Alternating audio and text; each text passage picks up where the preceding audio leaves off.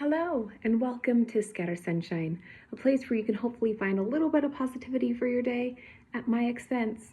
I'm Arella, and I'm your host. Thank you for being here. So, one thing that I find really interesting about parenting is that you can have all of these little humans who are being raised in the same household and experiencing the same things, but they react so differently. For example, after I gave birth to my youngest in 2020, and to any moms out there who went through any part of like the pregnancy process or delivery process during the pandemic, I firmly believe that we are entitled to financial compensation at the very least, because that was ridiculous. Anyway, but I digress. So, my kids go and stay with my in-laws for a couple of weeks every year. They call it grandma camp, and they have a really great time, and it's wonderful. I get a break from them, they get a break from me, and they get all the grandma and grandpa snuggles they could ever want. So my daughter was due a few days after grandma camp, and so our original intention was to just have them come back and spend a little time with them and then go have the baby. But my caboose had other plans.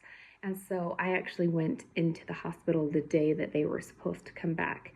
And so by the time I, had the baby and everything else, they hadn't, it was getting pretty close to a month that they hadn't seen me. And so when I came back with this tiny human in tow, their reactions were priceless. My oldest daughter, this was the thing for which she had prayed. She had wanted to be a big sister for so long, and it was love at first sight. Like, she loved that little baby. She loved that little girl, to the point where sometimes I'd be like, hey, can I be mom? I see that you're having fun, but like, I also want to be mom. She was like, no, you're fine. We are just fine. You continue with what you were doing, because we are fine. We don't need you. And they're still like that. They're like this. They share a room, and it's great, and they love each other, and it's wonderful. It's really fun to watch. My oldest son gave me a run for my money. I was really surprised by his reaction. He would not talk to me. He was so mad at me for bringing this tiny little interloper into our home. I was like, hey, do you want to hold your baby sister? No. Okay. Later on, hey, do you want to come and sit with me and maybe hold your sister? No. Okay. And so I had to resort to handing her off to her biggest fan, my dad, and, sat down with my son, and he was finally willing to talk to me once I had the tiny human was out of eyesight. He had a really hard time with that, but luckily that has changed. It's done actually almost like a complete 180 to the fact that where sometimes I have to be like, son, I know that you know how to button a jacket. I know you know. And I know you want to help your little sister and button her jacket, but you know what? I need her to learn how to do it herself. So if you would please let her button her own jacket, that would be awesome. He's great with her now. It's fun. They play really well together. My youngest son cracked me up. Here I was bringing in the observer. He no longer held the title of youngest and cutest. It belonged to this new person in the home. And I was a little bit worried about that. So he swaggers in because he is small but mighty. He is like 10 feet tall in his mind. So he swaggers in and he looks down at her and he studies her very closely. And he looks up at me and he goes, she's cute. We'll keep her. And walks off.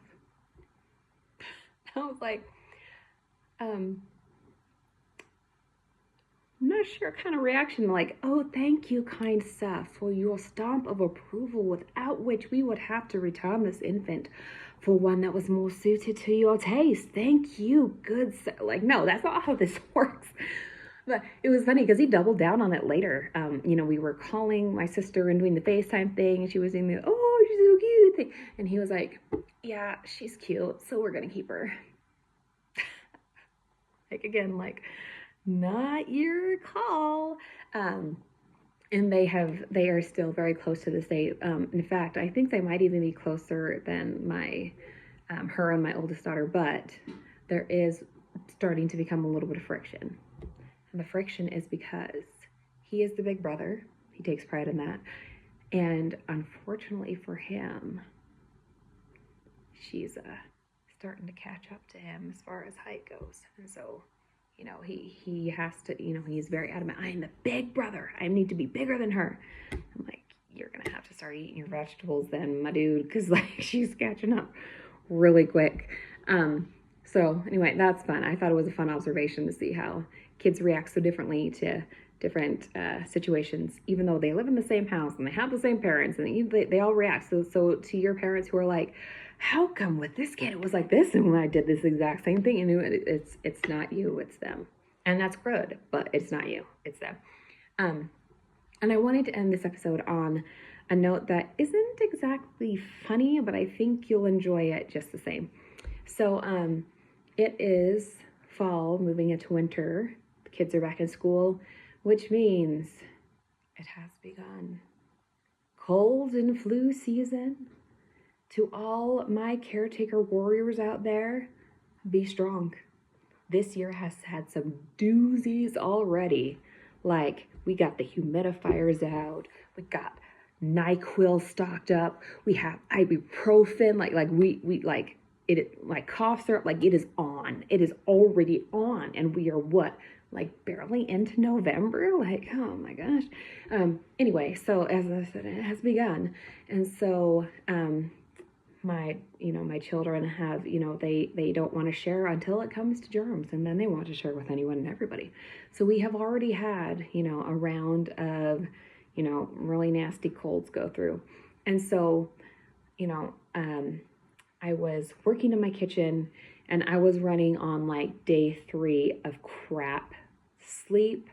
And because was on day 3 of crap sleep, I had the legit like raccoon eyes, puffy bags, and my hair was in its default setting, which is 80s glam gone so wrong.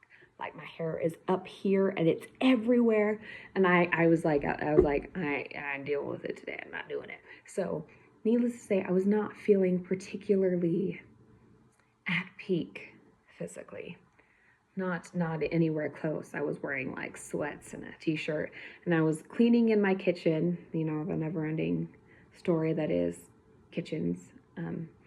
And my toddler wanders into the kitchen, and she looks up at me and says, "Mom, why are you so beautiful?" Now, my gut, like, instinct reaction was to say some quip like, yeah, I look good for having just put my finger in a light socket, but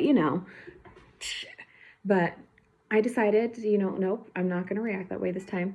And I turned to her and I said, I don't know, honey. I guess God just made me that way. And she gave me the biggest smile. And she said, yes, and I look like you. And I looked at her and I smiled. I said, you're right. And you are absolutely beautiful. And she went, I know. And she did a little twirl. And then she danced off to rejoin whatever game that her siblings were playing. And that moment was kind of life-changing in a small way for me. As women, as mothers, and especially mothers of daughters, we look at our daughters and we know they are the most beautiful creatures ever created. I will fight anybody. Like, no, my kid is cuter than yours. My daughters are beautiful, stunning. And, I try to tell them that and things like that. And when she did that, I had the realization, oh my gosh, it doesn't matter that my hair looks like David Bowie on crack. It does not matter that I don't feel good right now. It doesn't matter that I have bags under my eyes and my forehead wrinkles are really prominent right now.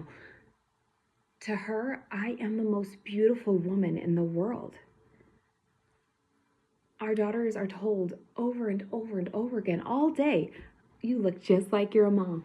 Your mom, oh, I know who she is.